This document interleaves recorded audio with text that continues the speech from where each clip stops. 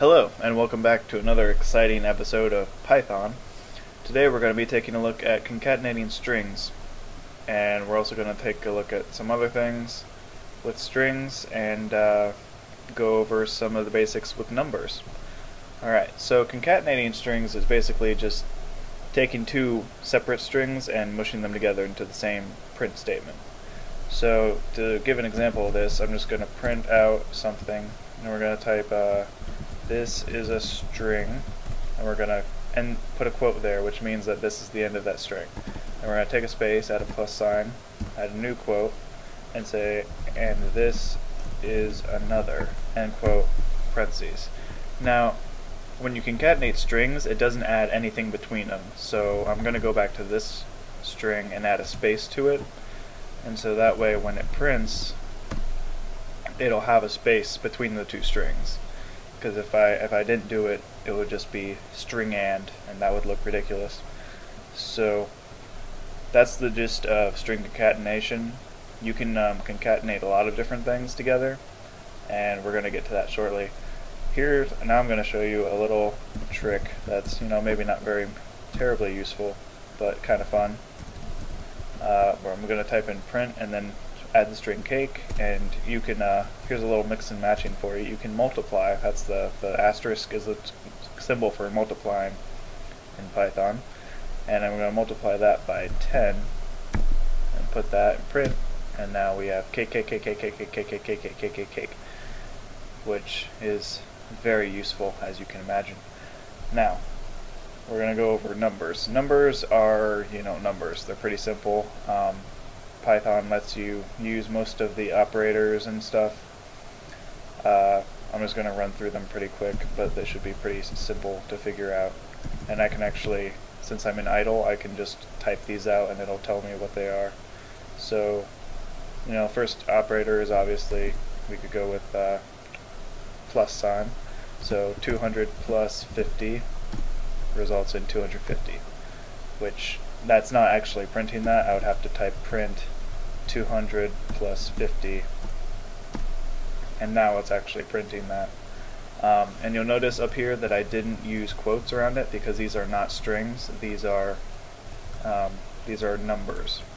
If I had typed print quote 200 plus quote 50, I would get 20,050, which is not the correct way to do math. So we're just not going to do that because that would be silly. Moving on, we have subtraction, so 200 minus 50 gets you 150. That's pretty simple. 200 divided by 50 gets you 4, and 200 times 50 gets you 10,000. Now there's a fifth operator that may not be quite as obvious, and that's called modulus, which is represented by the percent sign. Now what this does is essentially, if you're dividing numbers that don't divide out evenly and you don't want to get a decimal, you can use the modulus and it will return the value of the remainder.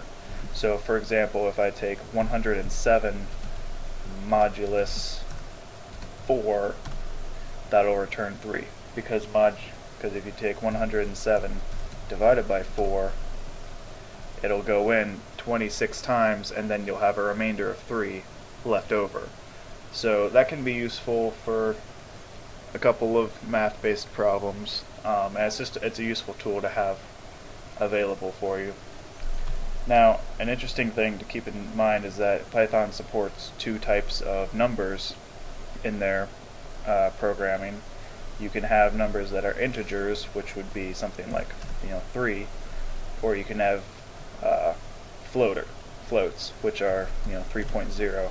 So basically all a float is a number with a decimal place, and those are important because they sometimes act a little differently depending on how they're being used. The difference isn't quite as severe in Python 3.3.